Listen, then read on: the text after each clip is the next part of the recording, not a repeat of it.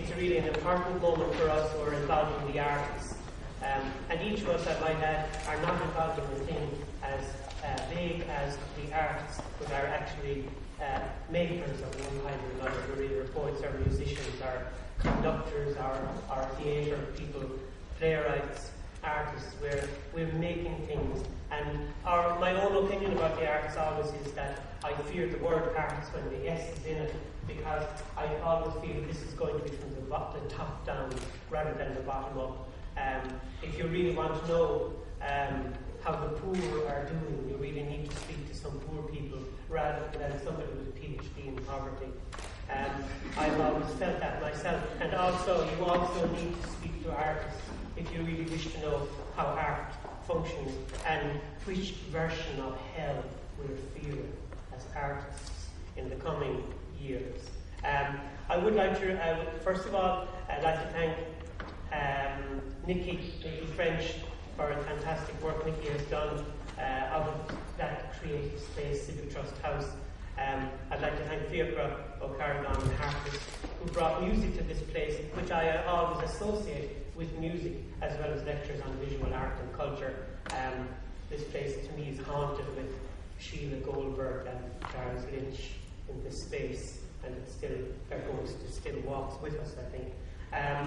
I'd like to remind those candidates who are here, and I thank them for being here to speak to us, really as in all hustings, on points of information rather than some kind of fistfight. It is always important as artists to remind those who will be in positions to exercise power in the community and in the nation that the arts are a crucial part of the life of a city in particular.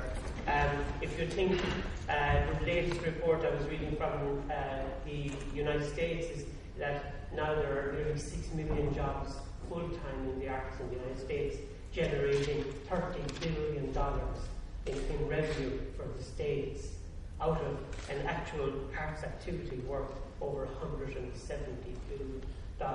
So it's just important to realise that happens through the individual acts of artists coming together. The Trade Development Council of Hong Kong, I see, now estimates that 90,000 people in Hong Kong are employed in the arts. And I see that the government of New South Wales has just announced that over 400,000 people are already employed in the digital creative industry. So you can see just what potential is there in the arts. But it all comes down to actually somebody with a pen in hand, or with a paintbrush in hand, or with a script and on the stage. It always comes down to individuals at work first, creating value through the arts. So I welcome those candidates who are here today. We drew lots in order to be as fair as possible, so that we would show no sort of particular affection on this St. Valentine's Day for any particular candidate. We drew lots.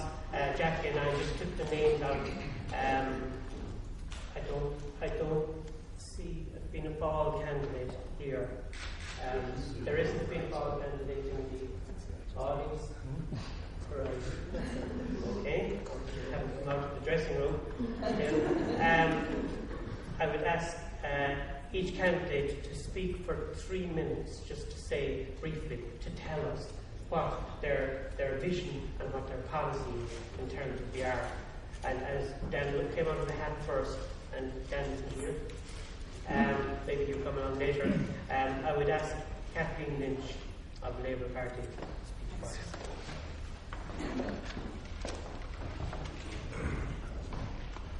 I was terrified before I stepped up in these podiums because they usually start to come about here on the so this is a welcome change, and I know the time is very short.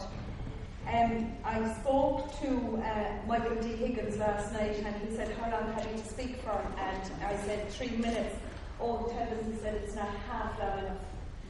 And Michael D. usually starts every contribution he makes by saying, I'll be brief. And when he says that, it's usually 3/4 of an hour later. And 3/4 of an hour later, and he really don't mind the time going by really when he does speak about it. He has been instrumental in putting the Labour Party's policy in relation to the arts together, and I've brought along a few copies here, and the time being so limited, I leave them here, and you can take them off the web as well. Basically, to follow on from what Tom has said, the Labour Party's attitude towards the arts is that when I lost my seat in '97, I think Pat was there the same night, and Jack Higgins, who was the city manager at the time, said to me, had you made that speech during the election, you'd probably have won the seat. But unfortunately, at that stage, I was about to be eliminated. And part of that speech was that we strive not just for bread alone, but we also demand to smell the roses. And where I come from in the city, and my background, there is no really great appreciation of the arts, and the arts are fundamental to how we live our lives. And the Labour Party recognises that, and ensures, and has always ensured, when it's been in government, that we support that attitude towards the arts. Michael D rattles off to me all of the figures in relation to how many people work in the arts, the type of arts that Tom speaks about. But I think the arts that we don't really ever factor into our heads, and again we had the awards night last night, and it is one of the great employers in this country, is in fact the film industry. The film industry, the performing arts, the artist, the writer, the appreciators. I see Mary here this morning, the appreciators of art. Because all of those people and all of that combination brings us to what we, if you like, holistically call the arts community and the arts. Music, the beautiful appreciation of that. Every child having access to an instrument.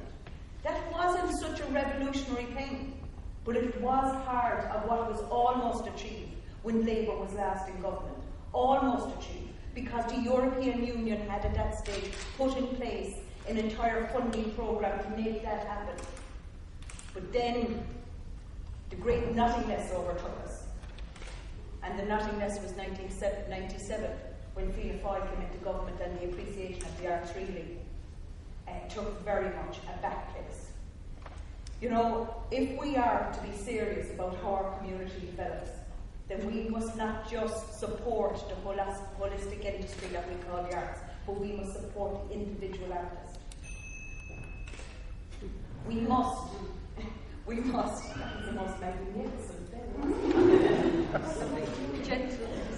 We must ensure that not just the venues that people perform in and work in are supported and are fully utilised, but we must also ensure that the individual artist, who may just make 10,000 this year, but may make 60 the next year, and that can be spread over a number of years, not just centralised within the 1 year.